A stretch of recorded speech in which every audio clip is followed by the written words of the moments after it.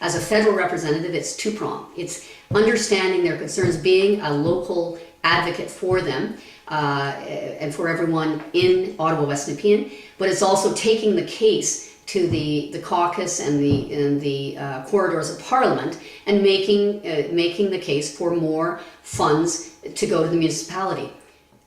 Like many municipalities' ridings, there is an enormous need for affordable housing in Ottawa West Nepean, and there are many social housing areas where there are wonderful people, and by that I mean Morrison Gardens, Foster Farms, Pinecrest Terrace.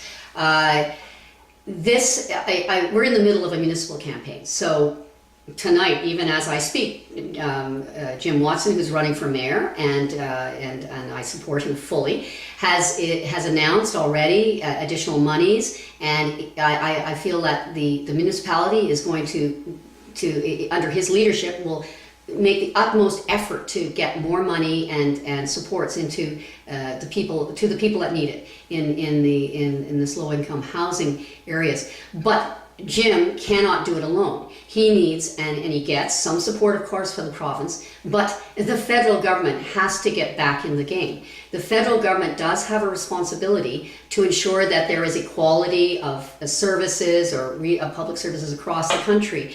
And over the years, it's gone up and down, but usually the federal government has contributed a good chunk, whether it's a third or contributed to social housing and ensuring the maintenance and so forth. Hasn't always done a great job. So that is a huge concern for the people here in Ottawa West Nepean, and for me, as I'd like to be the representative here, it's not just being a good advocate for them locally, which means knowing their concerns. If they have a problem, as I've seen in Morrison Gardens, there is concerns about security. Do they leave their lights on, but that costs money? Could the city put in a lamp post that would be more effective for them? There's all sorts of needs, never-ending needs, and I would be, despite being a federal representative, I would be the person that would be their advocate with Jim Watson, with Richard Cicchelli, with Mark Taylor, with all the various councillors.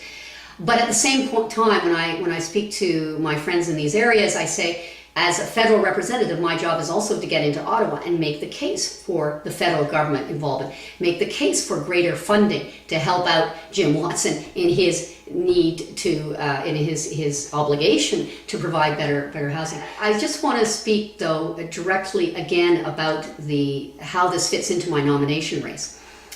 I have spent a lot of time meeting many people in Morrison Gardens, in Foster Farm. What I have deliberately not done is organize in those areas. The rules for our nomination race is that everybody has to join the party and pay $10 personally for a membership.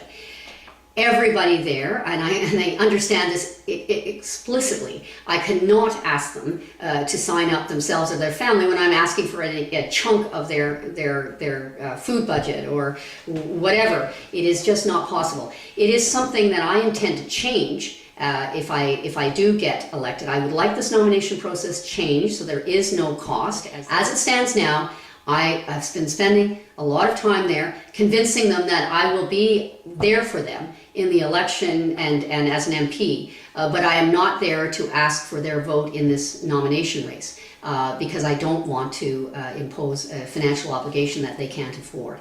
That's been very important for me, and I think everyone I know appreciates that.